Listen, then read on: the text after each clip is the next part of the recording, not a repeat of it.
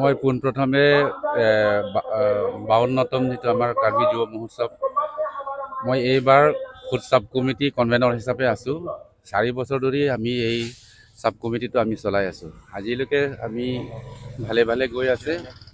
গতিকে মই সমগ্ৰ কাৰ্বি আংলঙক ধন্যবাদ দিছোঁ। আজিলৈকে যিটো আমি শান্তিভাৱে ইয়াতে আমি যুৱ মহোৎসৱটো পালন হৈ গৈছে আৰু বিভিন্ন সমষ্টিৰ পৰা যুৱক যুৱতী আহি যিটো প্ৰতিযোগিতা কৰিছে, এই সকলো আমি ভালে ভালে শুনি পাইছোঁ। তেওঁলোকৰ কোনো অসুস্থ তেনেকুৱা হোৱা নাই। গতিকে যিটো 4 দিনীয়া যিটো কাৰ্যসূচী প্ৰত্যেক বছৰে যেনেকৈ পালন কৰি আহিছে, আমি যিবিলাক পাৰ্টিচিপেট কৰিবলৈ আহিছে বিভিন্ন সমষ্টিৰ পৰা, মই সকলোকে তেওঁলোকক অভিনন্দন দিছোঁ আৰু শুভেচ্ছা দিছোঁ, যাতে প্ৰথম, দ্বিতীয়, তৃতীয় পুৰস্কাৰটো যাতে পাওক সকলোৱে। চাওক, আজি আমি 52তম হৈ গৈছে। আজি আমি আৰম্ভণিৰ পৰা যদি চাওঁ, আগতেতো ফৰেনাৰ অহা নাছিলে আৰু বিভিন্ন বাহিৰৰ পৰা প্ৰতিযোগিতা কৰিবলৈ অহা নাছিল। কিন্তু আজি দেখা পাইছোঁ, আজি ফৰেন কাণ্ট্ৰিৰ পৰাও আহিছে।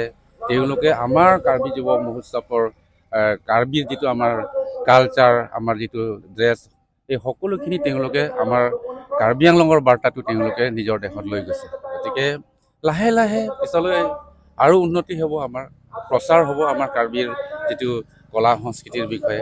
সেইটোৱে আজিলৈকে যিখিনি আমি আৰম্ভণিৰ পৰা যদি ভাবিব গ'লে, আৰু প্ৰথম কথা আমি এই যিটো তাৰালাংচো জেগাটো, মই যেতিয়া ফেষ্টিভেল চাবলৈ আহিছিলোঁ, তেতিয়াতো একে সৰু ৰাস্তা এটা আছিলে আৰু ইয়াতে আমি চব পেণ্ডেল যোগেদিহে আমি কালচাৰবিলাক হৈছিলে।